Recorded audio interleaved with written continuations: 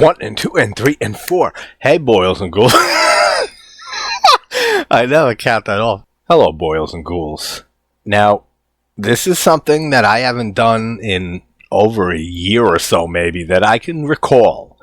And the last movies I remember doing these for was the Puppet Master series, since I never saw any past this third movie.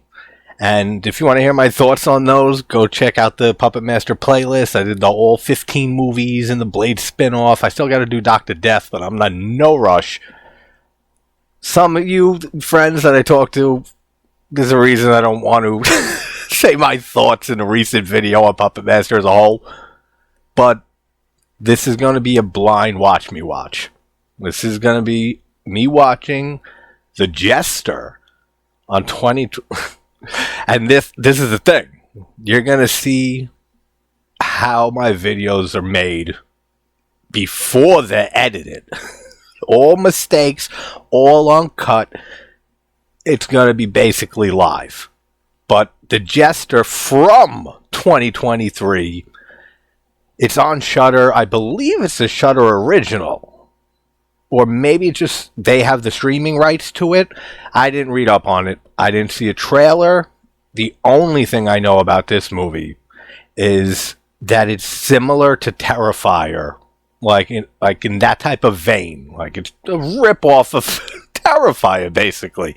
But with this being or person, I have no idea what exactly he is yet, but we'll find out, called the Jester.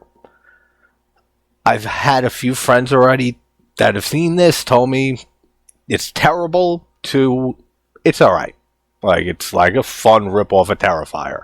Now, I'm a huge Terrifier, Art the Clown fan, and the last movie I saw didn't even deserve a video. Was, what the hell's the name of it? It's on Tubi with the Scarecrow Killer. Diced. That's it. And that's getting a sequel, apparently. That was awful. Like, bottom of the barrel type movie. So I'm hoping this is a little bit better, but I don't know. Let's watch the Jester, and we'll just react to this in real time. I'll do a scene at a time, pause it, do my usual questioning of stupid shit like always. Let's go. Now, this is directed by some guy I don't know the name of, even though I looked into it. I totally forgot. But I wanted to see if he did anything before. So I checked into that. And besides from 1 or 2 shorts, that's the only things I could find. So it seems like this is his first feature film, unless I missed something. Also, the cast, bunch of nobodies that I've never heard of. Hopefully, maybe you hear from him in the future. One thing off the bat I gotta say, and this was my opinion just from seeing the poster, I really, really like the design of the Jester. I like the mask on him. I think it's a really creepy design. Kind of like how I thought it was a creepy mannequin in that terrible but fun movie that I saw recently, did a video on, Don't Look Away. I feel like this movie might be in that type of vein. Like, and it's so bad, but you can still have fun with it. So we have the opening scene, and this father is being stalked by the Jester. And there's some cool shots in the very beginning, like when he's first walking, when it first breaks to that scene, and the Jester is walking very closely behind him. I don't know how this fucker don't hear him. He's right behind him. And I will adjust the lighting. It is for ambiance. I can't watch a movie, especially for the first time, with the lights on. So this is my compromise. So you either deal with it or you don't. What's fun about doing these, and let me know if, by the end of this, if you guys want me to do these more often, just blind watch, review, discussion, commentaries, whatever the hell my shit's considered now. Because it's a lot of fun, especially because of my mind and the way I think, and I'm always questioning logic, and I'm always pointing out stupid shit, and I'm always trying to predict things and stuff like that. I think it's hilarious sometimes when I'll say something stupid or whatever, then it's explained in another scene in a bit, or in like a few minutes, or almost instantly afterwards, and I look like an idiot. which I have no problem looking like every now and then. Oh, so this dad who's getting stalked by the Jester doesn't realize he was right behind. When I say right behind him, I mean literally like the Jester's dick could have poked the guy's ass if he was an inch closer. And you hear footsteps, like 2 sets of footsteps, if I can recall correctly. So none of this makes sense. But he ends up seeing, I guess, a hallucination. So I'm going to assume that this Jester is not a human being with a mask.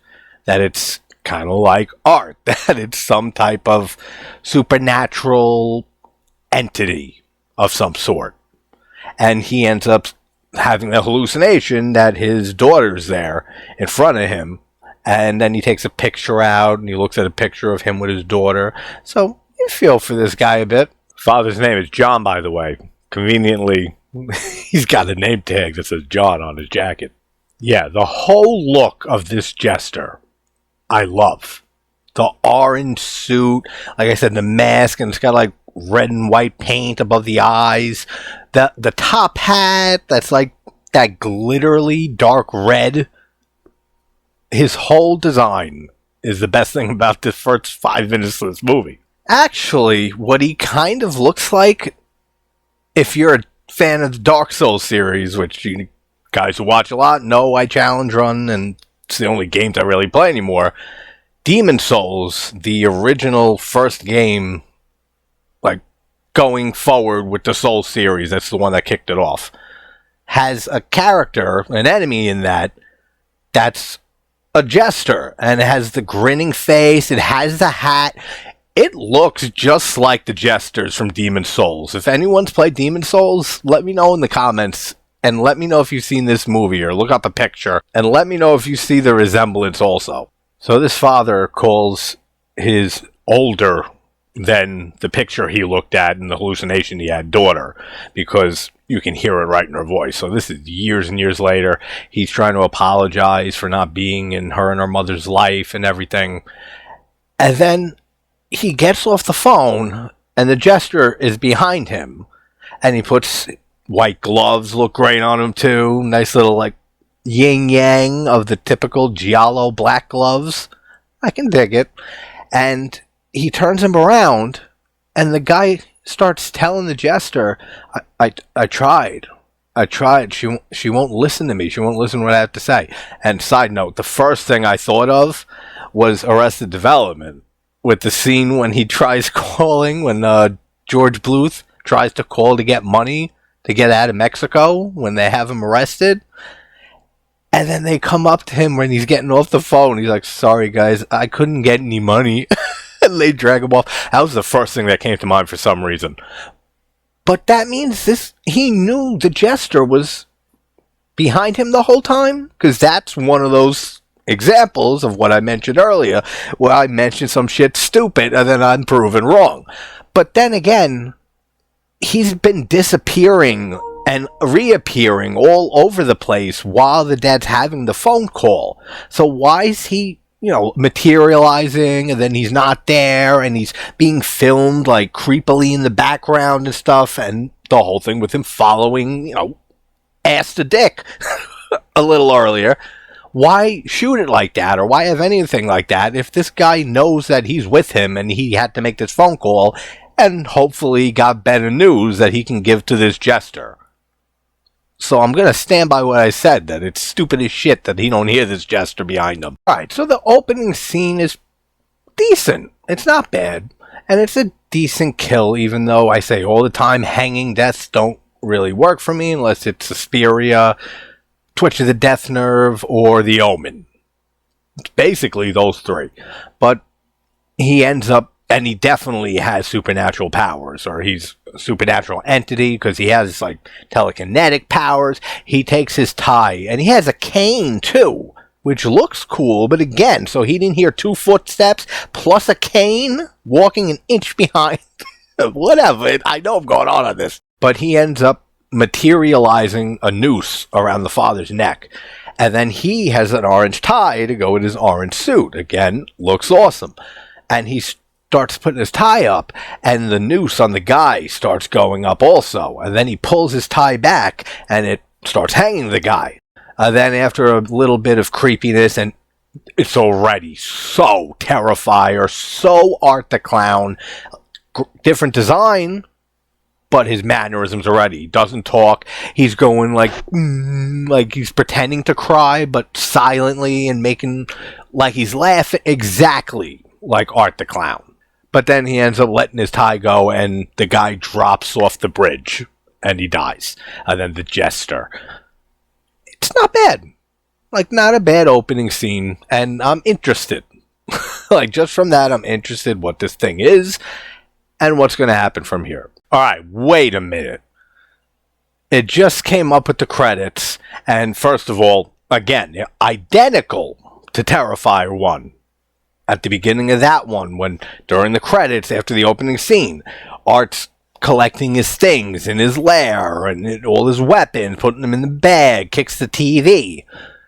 This same exact thing. I mean, not with the weapons and stuff, but fixing his gloves, putting his cane down, fixing his tie, like, same exact intro. But it says executive producer Eduardo Sanchez, which, if you don't know, was half responsible for directing the Blair Witch Project, and also did the Grey film Exists, the Bigfoot found footage movie in 2015, I want to say. Eduardo Sanchez is an EP on this? That gives me a little bit of faith. Ooh, he's even got cards that he snaps. That's a cool little touch. Yeah, so I compromise a little bit more with the lighting so I can relax more. Because, like I said, this is not a normal video or review.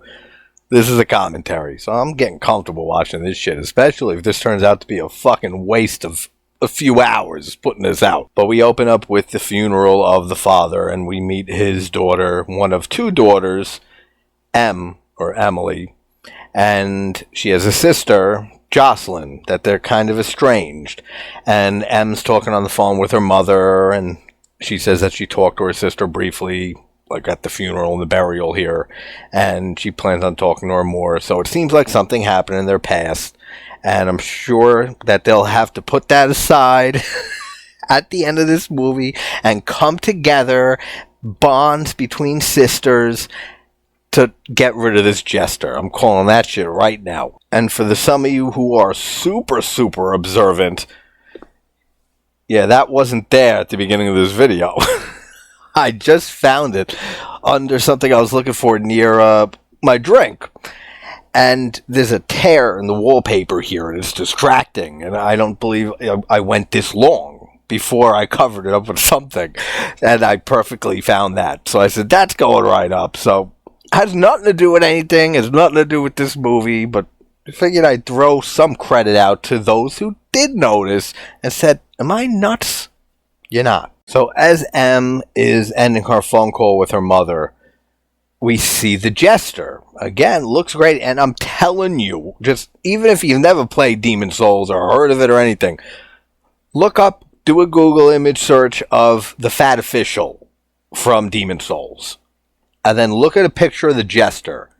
Now, this guy's much taller and much skinnier, hence the name from the game of those people, the Fat Officials. They're fat as fuck. But they look identical almost, with the big grin and the hat and the suit. Like, a lot of it. Those are the real selling points that make him look just like them for me. But we see him behind a tree in the background stalking M as she's leaving the cemetery. But then we see these two guys come by, and they say to the Jester, who, again, this creepy ass mask alone, the bright orange suit that looks ridiculous on anyone else in like a normal social setting, the hat, the cane, and he's just creeping in a graveyard. They just walk up and say, hey buddy, the service is over, you're gonna have to leave now. What the hell do these people have wrong with their brains that they think this dude was there for the service? And that they even had to say that before they say, get out of here, we'll call the cops. I don't know, that's so fucking... Yeah, already, this movie feels like a blatant mixture of Terrifier and Don't Look Away. Because He just pulls up a chair, the Jester, after they threaten to call the cops. He just sits there with his legs up. He don't give a shit. Then, after they threaten to call the cops again, he looks away, one of them, for 1 second, looks back, and he's gone. So this guy can teleport at will, just like the mannequin from Don't Look Away. Finally, these two guys decide to call the police. And another movie, this film already feels so derivative. And that's an issue that Diced had, but mostly from Terrifier. Just in the first 20 minutes, this film has had a lot of vibes from Tourist Trap because of the use of telekinesis, that he can control things without touching them with his mind. He does it here with the two guys in the graveyard. He ties his shoelaces together and he falls, hits his head on a gravestone or rock or something. He's bleeding. And then the friend is calling the police. And he ends up using telekinesis also to make him throw up an apple out of his mouth. And blood comes out a little bit. I mean, so far the kills are nothing great in this. Like, it's being compared to Terrifier so much. Maybe it gets crazier as it goes on, but so far we've had 3 kills, and none of them are anything memorable. I will say this, though. As much as he is like Art the Clown in almost every way, with just being silent, but also pantomiming his emotions, I do like his style. I do like this character of the Jester. Like I mentioned before, his old design, even though he is very art-like, he has little differences. All the stuff he does with his cane, holds it up, and then he puts it down, starts walking with it.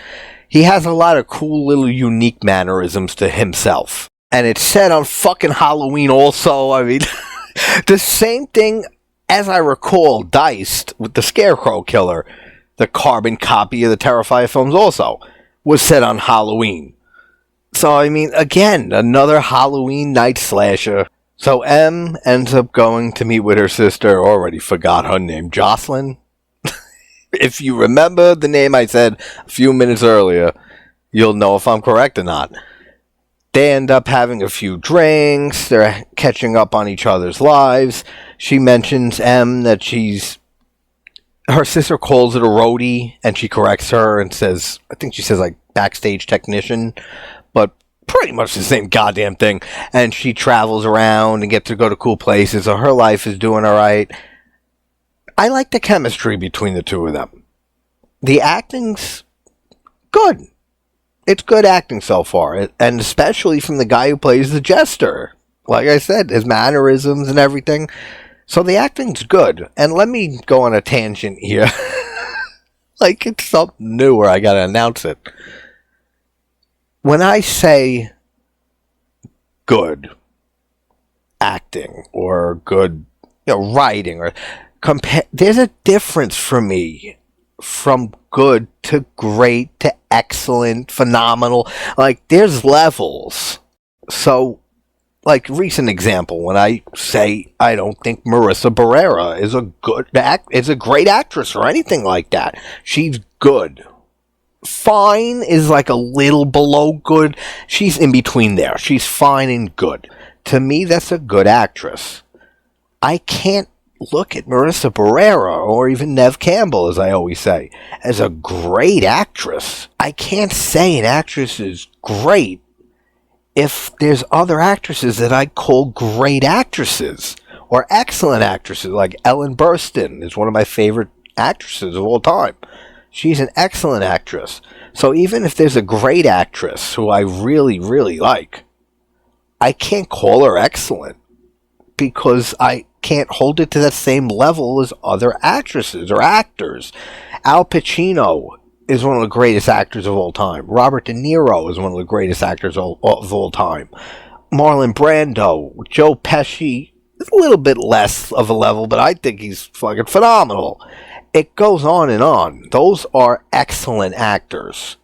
So when I use whatever adjective to describe an actor, the writing, a screenplay, the directing, anything like that, I use words very specifically because, like I said, I can't compare Marissa Barrera as a good actress. I can't call them great actresses when I consider, like, Jenna Ortega a great actress, or Mia Goth an excellent actress. Like, you get what I'm talking about. There's different levels. Some people, I guess, don't have those levels. Or if they're a fan, it's just I don't want to say fanboy, fangirl thing, but I mean, that is a thing. You love who you love, and that's fine. But there is some type of objective bar for technical aspects of film especially, but with acting also. And that's something I think people now and then lose a little bit of sight of and start throwing huge claims and praise at actors and actresses who just aren't great. They're fine. And that whole tangent comes from the acting's pretty good in this movie so far for what type of film this is. So, back to the movie. I also like the filter that they use for this movie. It has like a very warm tone color palette to it, filter over it. I like that look. That's one thing that's totally different from Terrifier. That movie looks more like a old grindhouse. Like, the footage looks grainy, kind of like Texas Chainsaw Massacre. This is very different, and it's a cool look to it. And the score is pretty good so far, too. Again, pretty good. So after they have some drinks, and they're laughing and having light catch-up and everything, shit gets a little more serious and personal. We find out here that the father actually left M very early on in her life, which makes sense because he made the phone call saying that earlier, trying to apologize. So they're stepsisters. They're not biological sisters. They have the same father. And after he left her and her mom, M, very early, he went on to remarry and ended up having her stepsister, who he gave all his attention to and was like an actual child to him. So M has a bunch of resentment and hate towards him. She even says, I've hated this man my entire life for what he did to my mother and I. Alright, this is stupid, but I mean, these are the parts that are usually edited out for actual review and discussion videos because they're just random stupid thoughts. I include some, but there's a lot when I'm watching movies. With the telekinetic powers this guy has, if he ever fell in love or something, or met a girl, or just wanted to have a fun one-night stand, would he be able to, like, grow or shrink the girl's breasts to the size of his desire? I don't know why I thought of it, but it is a thought. I mean, does this guy have that ability? Or this entity, whatever he is? He's been able to move everything so far with his mind or his powers. Wonder if he could... I wonder if he could do that. I don't think he's falling in love or having a night with any woman anytime soon, though, because he is creepy as shit. And these people in this movie so far just walk up to this guy, or he walks up to them, and they don't immediately turn around and run away. Like, they engage with this creepy guy. So M is walking out from where she was with the sister, and she sees the Jester, and again, cool with the cards. He spreads them out like pick a card, but again, this motherfucker don't say anything. She walks past him, and there's a corner, like on the edge of the block, and he ends up coming around the corner and stops her again. She looks back, he's gone. Then she realizes, let me get the hell out of here. And she runs into a nearby convenience store or something like that. Dude, there's even a little trick-or-treater who's dressed like a black and white mime. Like, alright, did this guy change hats, the Jester, at some point and I didn't notice? Or did I completely see a red sparkly hat at the beginning? Now he's wearing a black hat, same type of hat, with a red, thing going around it. I don't know if I missed it, or I don't know if I was seeing shit, but I'm telling you, he had a red glistening hat at the beginning of this movie. Alright, this is a great scene. This is a lot of fun. I was wondering where they were going with this, because these trick-or-treaters, the one who was dressed like little mime Art, and his dickhead older brother, they leave a door after getting candy. And then the Jester's there. Again, the fact these kids don't just run away instantly from how creepy just the grin on this mask is unbelievable to me. But we wouldn't have this great scene. So the younger brother gets the magic trick done to him when he says trick or treat to the Jester. He reaches behind his ear and throws some candy into his bag. Then the older brother says, "Are you going to give me some?" And he starts reaching into his brother's bag and putting it into the younger brother's bag, reaching again, put it back in. So I'm saying to myself, is he, like, not a dick to kids at all? Is he realizing how much of an asshole his older brother is, so he's trying to help this kid and give him more candy? This hand reaches out of the bag and grabs the older asshole brother, and he's screaming, "Let me go, let me go." And there's a great shot here where they zoom in, like in slow motion almost, kind of like capturing a second of initial fear in this kid when he sees the hand come out of the bag, and the Jester reaches his arm up. He's missing the hand. Later at the end of the scene, it grows back.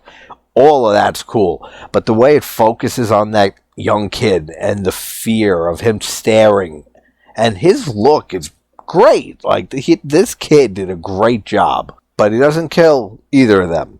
They end up freaking the hell out, obviously, and yeah, we're not going to have on delay play with that last drop. They end up booking the hell out of there, but that's a great scene. And circling back to a point in a prior tangent, that's a scene I can call great.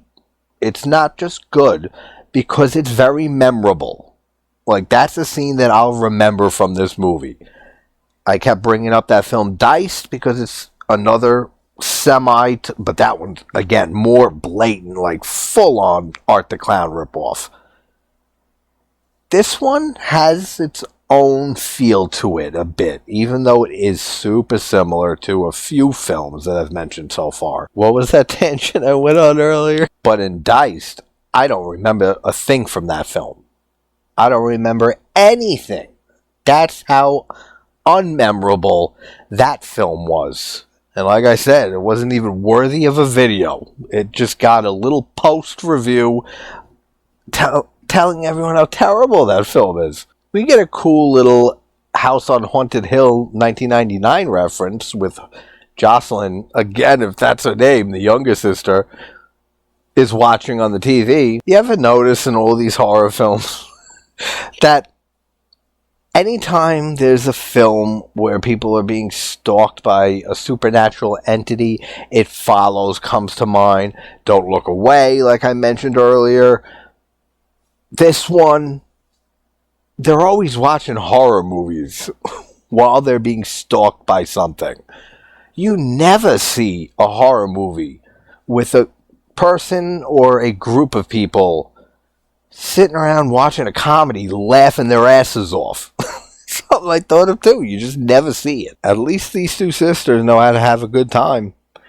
They have the younger sister. She has friends over after such an obvious fake jump scare with the music building and someone standing outside the door. You see a silhouette and the knock on the door, and you know it's trick-or-treaters or her sister or a friend. And it ends up being 2-3 of her friends. They're smoking pot like crazy, Cheech and Chong style. Then it goes back to the convenience store or liquor store, whatever the hell this is, that M's in. She's buying alcohol. I mean, they've been through some shit. Father just died, so totally get it. JC. I still could be right with Jocelyn, and her nickname is JC. That makes sense. But we'll go with JC. That's what all her friends call her. So, they're not as great as partiers as I thought they were, because they're just sitting there talking, drinking. It goes on for too long. Like, there's too much dialogue here. It's not interesting at all. And then M walks into the Jester again and just says, "Oh, it's you again." She saw this guy evaporate out of thin air behind her and then reappear from behind a corner in front of her. And yet she goes and engages again with him. So after the friends end up switching subjects and start talking about one of them being involved in a lock-in when he was young, and then talking about ghosts and what happens after you die, and this guy thinks that that's it, it's the end, and there's nothing, and they're talking about all this right after this girl's father passed away, and she was the close one with him.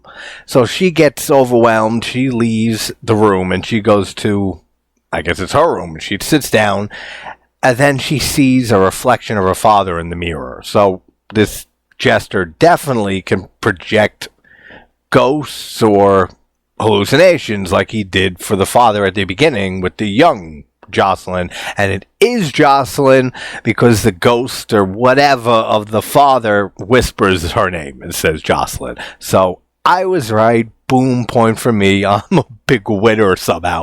So out of an hour and a half movie, we're almost at the 45-minute mark. Shit better start happening real soon because I am getting bored to tears. Now, because this is happening on Halloween night, the guy that she ended up buying the liquor from mentions that there's a festival every year. So this small town has a Halloween festival. So you know the finale of this movie is taking place in a festival. And I really hope this Jester starts brutally murdering people because this movie needs some great kills. We haven't really even had a good one, except for the hanging in the beginning. And that's just because of the tourist trap-esque telekinetic powers that Jester has. But M ends up running into the Jester again. And again, she doesn't leave. He makes the bottle of alcohol drop. Right? A million pieces of glass on the ground. Then he picks up one of the shards of glass. And she still don't run away. I mean, I admire her balls. But she starts screaming at this guy that she has no idea who he is. He's been stalking her. This is like the third time she's, wandered into his path of vision. For lack of better words or thoughts or getting them out. And yet, he's holding a piece of glass in his hand, and she starts screaming, "What are you going to do? Cut me with this piece of glass? Right here on the street?" First of all, there is no one anywhere. It's nighttime. This is the perfect location to slit some bitch's throat. Right here on a desolate street in a small town. There's not a single person walking around. So that whole comment from her doesn't make any sense. And then he ends up pulling a nice little twist and slits his own throat. The blood sprays onto her face. She's like beyond herself now. She's really starting to be cautious, ready to get the hell out of there. And I like this shot. The Jester falls to the ground. And then this is when she turns around and starts leaving. And then as soon as she goes around the corner, there's a lot of going around corners in this movie.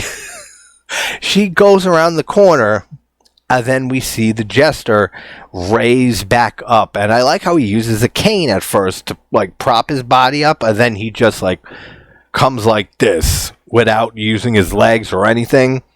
That's a cool shot in a mostly stupid scene. And then we get something really dumb when the Jester, it's all blurred for some reason. I think I don't know, it was not a good decision at all. I didn't like that. Why have it all blurred? You know it's the Jester. Whatever. He's walking towards the camera. And then he walks straight up to the camera and breaks the fourth wall and turns his face a bit. I don't like any of that. And then, hey, what do you know? We're at the Halloween festival. So at the festival, we got JC and her group of boring friends that had no good dialogue earlier. They end up at this place, and we get a little bit of Final Destination where she's staring at all the props and stuff for this Halloween festival, and especially this big jack-o'-lantern with lighting up eyes. It's kind of like something out of Final Destination. Like when they know something bad's going to happen and they're looking and they're seeing clues to it. I don't know if the jack-o'-lantern's a clue, but it reminded me heavily of Final Destination. JC ends up going by herself into this, looks like a haunted house of some sort, and gets the shit scared out of her by her friend. I hate these jump scares. She's by herself in a creepy haunted house. They just asked her if she's okay because she looked like something's real off, like she's getting terrified looking at that jack-o'-lantern. So this friend knows that she's on edge, and she silently walks up behind her and grabs her shoulders. She screams bloody murder, turns around, and then the friend, like always, oh, I'm so sorry. Fuck you, lady. Are you kidding me? I gotta say, though, the color and the lighting in this haunted house, whatever attraction, looks really, really good. The lighting in general, and like I said earlier, the color palette here and the little warm colored filter that they used. I like how this movie looks, especially for such a low-budget film. This woman who just bought the bottle of alcohol, walks back into the place after seeing the Jester slit his throat open, and she tells the worker there what happened. And said this guy cut himself. Blood's all over her face, and he says, listen, did you drink that whole bottle yourself? Already?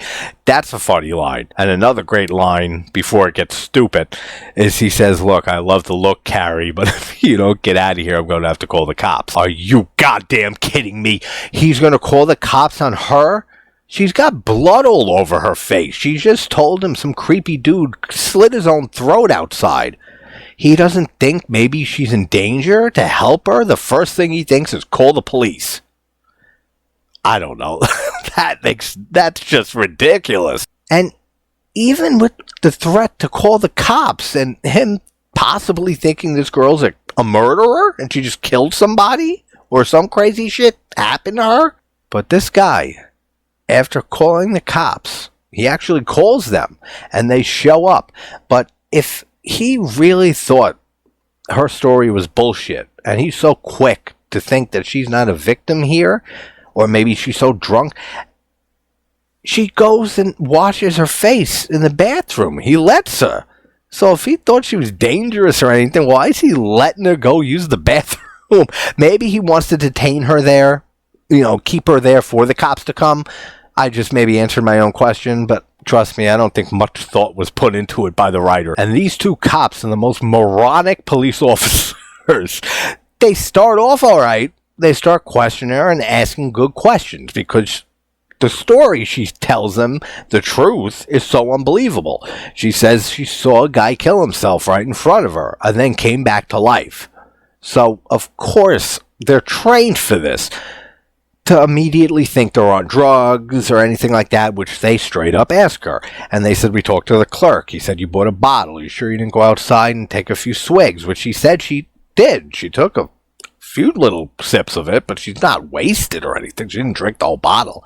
They ask if you taken any weed or pills, and she's screaming like, I'm not fucking high. Then you hear the censor for the store, and the Jester walks in, and he's creepily walking down the first aisle, and she's in total fear. A total different look comes over her, and the cops don't turn around. They heard the censor. They're police officers. They heard that somebody came into this establishment, and she's telling a whole story about this creepy guy who killed himself in front of her, and they don't turn around, especially after her face almost drops, and then she starts looking past them, and they still don't turn around. I don't know, the writing is terrible in this scene. Then some more idiotic stuff with these cops. She ends up pointing out when they ask, is there blood on your face? And they ain't turning around, even though I'm telling you, she's trembling. The muscles in her face are trembling from fear. They don't turn around. And then she says, the blood is from him. And points, and then the Jester's behind the cops, which again, they don't hear a goddamn thing, but it makes sense now that we know he could teleport. Even though he was walking, and audibly walking in the very beginning. Whatever, I'm not getting back into that. And then the cops don't immediately pull their guns on this guy.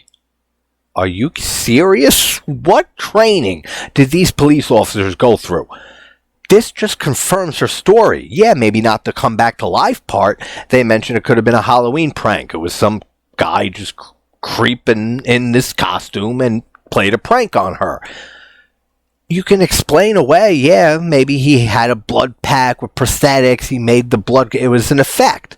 So you can't jump to conclusions, especially as a police officer, and especially that this woman just bought alcohol, that what she's saying is true. But she has blood on her face. They know it. She's been saying it's this creepy guy. And then he just appears behind them. And they just say, buddy, can we ask you a few questions? I'm telling you, these cops are probably the most incompetent police officers since Halloween 5. With the terrible circus clown music that plays when they walk away in that one scene. He evaporates. He teleports in the store behind the girl, which is in the complete opposite direction of the store that the cops were facing. So they turn around and they see him there. So just on that alone, on top of what I already mentioned, their gun should be drawn. Then he reaches into his suit and they go, whoa, whoa, whoa. Again, shoot him.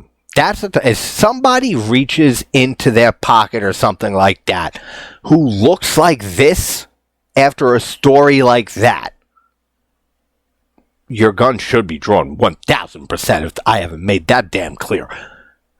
Shoot him. Shoot him. Because then he pulls out handcuffs. And again, they don't pull anything out. They look at each other confused. I say it all the time. Supernatural killers, masked human being killers, any of those. They pick the greatest locations, settings, towns, cities to go on murder sprees. And then finally something happens and we get a kill. Which it's not great effects, but it's a creative kill. He ends up with those handcuffs. He handcuffs himself. Then using his powers, he ends up transferring them and handcuffing the two cops together. Then he takes his top hat and shoves it down on one of the cops' head, pulls it up, and his head's gone. That's cool. And then the other cop is freaking out because he's handcuffed to his partner who's decapitated. He still doesn't reach for his gun and shoot this guy. He does after he gets the handcuff loose. He's only handcuffed with one hand. His holster's right here. All of the writing here is absolutely atrocious. I'd never watch this movie again. There are a decent amount of positives, but I would never sit through this. He starts doing his Art the Clown thing with the severed head cop, dancing in front of him, twirling around. I don't know. And, of course, the clerk of this store, as soon as that guy got his head taken off with the hat, he's screaming, what the fuck is that? What the fuck is that? And he runs right out of this store. Leaves the place completely unoccupied and unmanaged. I get it. This is a circumstance for it. Then M goes to follow suit and starts running, and of course she slips on the ground and falls and hits her head and goes unconscious. So this cop finally shoots this Jester, and the Jester uses the body of the decapitated partner as a human shield. And for some reason after that, the cop don't take more shots at him after he drops the body. Oh, yeah, this is starting to turn into a rant. But she ends up getting back up, and she books it out of there. And then the Jester walks out after killing the cop, which you don't even really see. So, another nothing kill. He comes out, straightens his tie. That's starting to get a little old, honestly. And let's say this. Let's talk about this whole thing. He has all these tourist trap powers with telekinesis and being able to do anything, basically. Why can't he just psychically pin this bitch to the ground, make her fall, make her paralyzed on the floor, and go up and stab the hell out of her. There's a million things and ways that the Jester can kill this girl. But he doesn't for some reason, and the only thing I can think of is there's going to be a reveal, and somehow the Jester's tied to the sisters. And that's why he hasn't killed them. It's the only logical thing. It's the only thing that makes any type of sense why he can't use these powers to kill anybody in any way possible. Make a car start and just run the person over. Make a brick fall like Final Destination. A brick fall off a building and crush somebody's head in. He can do any of this at any moment, but he just doesn't. And I know for a fact it's going that way because it's generic as hell. It's such generic derivative writing we've seen a million times before, so it has to go in that direction. Alright, this is a fun, creative kill. Again, the telekinetic powers were the best decision for this movie. If it was just him going around typical slasher style and just stabbing or slitting people, anything like that, except his own, it's still not a good movie. Like I said, I would never rewatch this, but it adds something to it. If this was just a generic slasher and your generic slasher villain doing the usual thing, it wouldn't have any type of originality. That's the only real positive for, I don't want to say the powers of the Jester, the way the Jester operates and kills people in this film. But he walks into a bar that JC is at, so she's been separated from M, who's been at the liquor store or whatever this entire time with her friends, and this guy sits down with the Jester and he starts doing a little magic trick with cups that are coincidentally the exact shade of orange as his entire suit, and starts doing the magic trick, and then he puts the cups down face down. Then he pulls one up and all the guy's bloody teeth are in a pile, and he goes, "What the fuck?" And blood starts pouring out his mouth. So he just made his teeth come out of his mouth. That's cool. That's creative. And then to add to it, he takes the other cup, puts it down, pulls it up. I don't know what's standing there. Some cylindrical object standing up. So he's relieved. Even though all his teeth are missing, so he's not that relieved. But then he puts the cup back down, pulls it back up, and it's his bloody eyeballs. Then you get a shot of him missing his eyes. That's probably the best kill in the movie. This movie is edited very well. But I noticed two pretty weird edits throughout this, and it's almost near the end. But a little earlier on, there's this weird cut where there's a score playing, music playing in the background, and then there's like a split-second cut that's weirdly timed, and then the next cut is the score still playing. So it sounds like a little second was just cut out and it cut the music out. And the timing's strange on it. And then there was another example that just happened that I don't really remember. Just another weirdly timed cut. Besides that, though, the editing overall is pretty good in this. I was going to say both these sisters haven't gone to the cops yet, like the police department. But then I realized after meeting those two cops in the liquor store, I don't blame her at all for not going to the police department. Alright, the third act of this film just nosedives even harder than it's been so far. What a terrible last 30 minutes. We get the explanation of what the Jester is. You ready for this? It's Emma's mom. She calls on the phone, and Emma's just like collapsed on the ground from everything happening.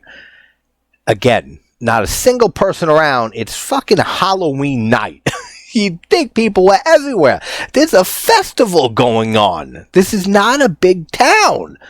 Yet there's not a single person again walking on the sidewalks, walking in the streets, driving a car even. The streets are barren. Maybe it's because everyone's at the festival, but I refuse to believe every single person in town went to this festival. Well, the elderly, I mean, let's be honest, they're probably just at home in bed at 7 p.m.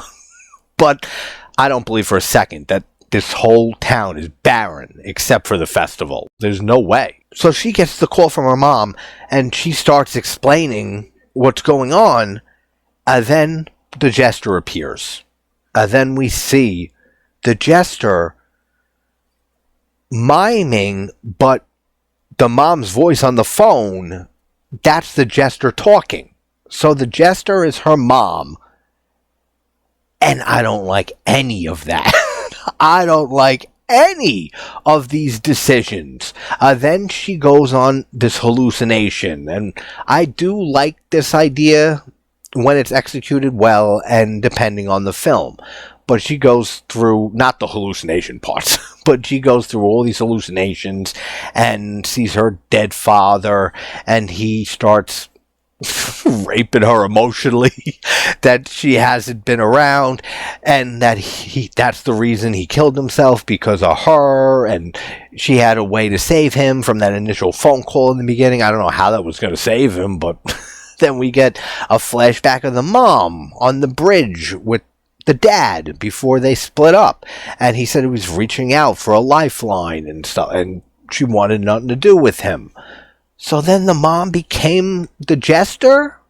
They haven't said that yet, but there's 10 minutes left to this movie. The whole decision to make the mother this spiritual whatever Jester, dumbest decision that they ever could have went with the end of this movie. But then after all the hallucination stuff, in that hallucination, after they're getting worse and worse with the emotional and verbal abuse, but they're both there, JC and the ghost of the father, in this hallucination, and she ends up snapping out of it. The Jester's in the middle of the two sisters, and then she ends up stabbing her sister in the hallucination, thinking and saying that you're not real. Stabs her, and then this is the thing that I like in a lot of movies, but it's fine here. It's not bad. Everything leading up to this with the mother, that's bad.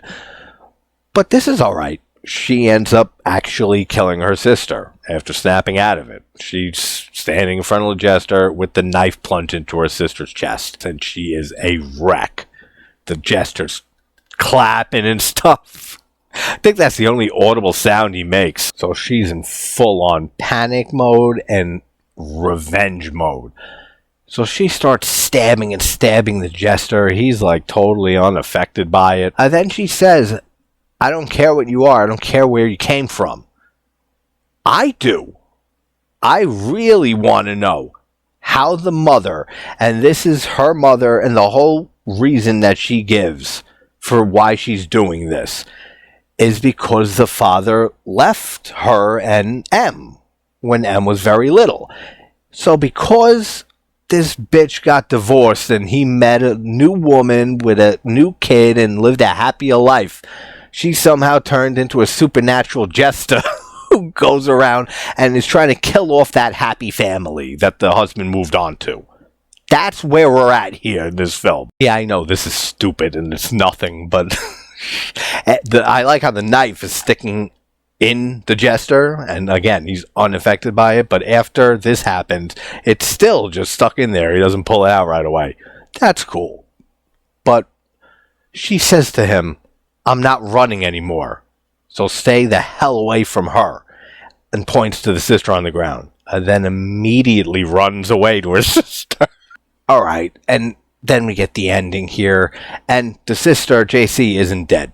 Which I had a feeling, even after I said it, I said, maybe she's not dead, because I was really sticking to my prediction way earlier, that this whole story and this whole trauma that they've been through is going to have the sister bond, bring them back to a happy relationship where they can start anew, and that's 100% what happens.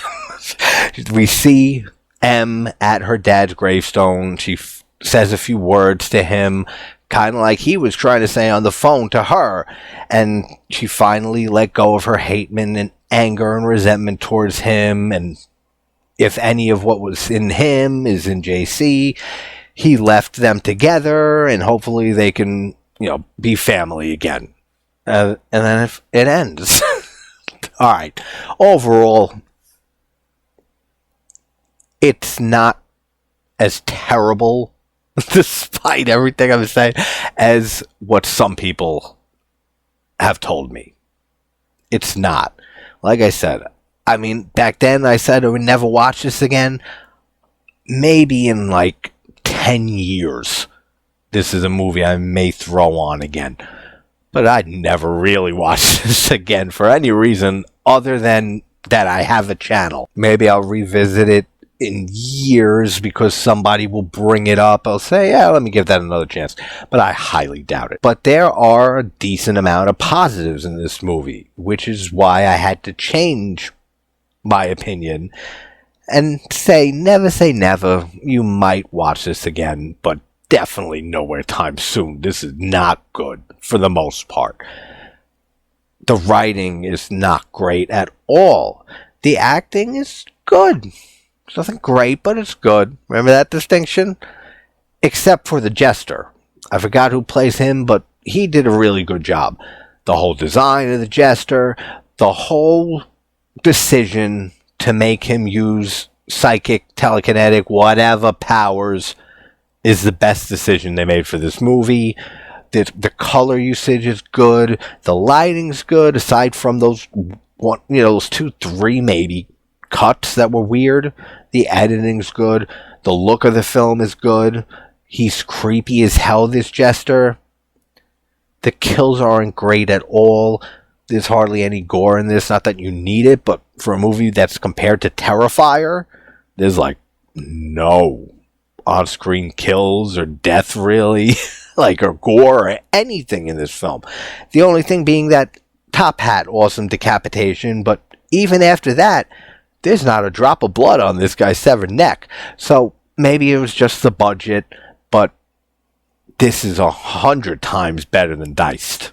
If we're talking these recent movies that are being compared heavily to Art the Clown and the Terrifier series, this is so much better than Diced.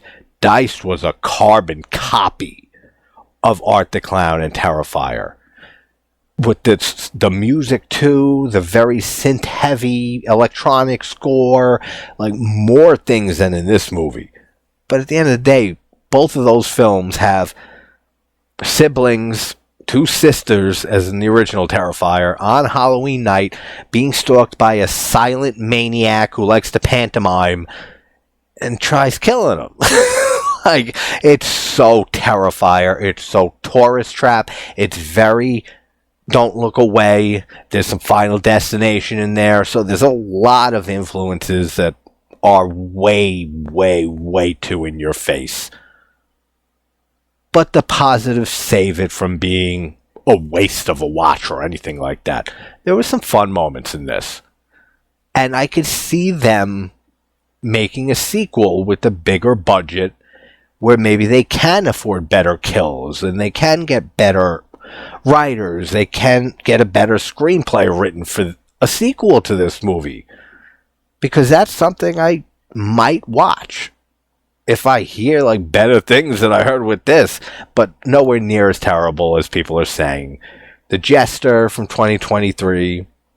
Hope this was fun. I know it's all over the place, but that's why I edit.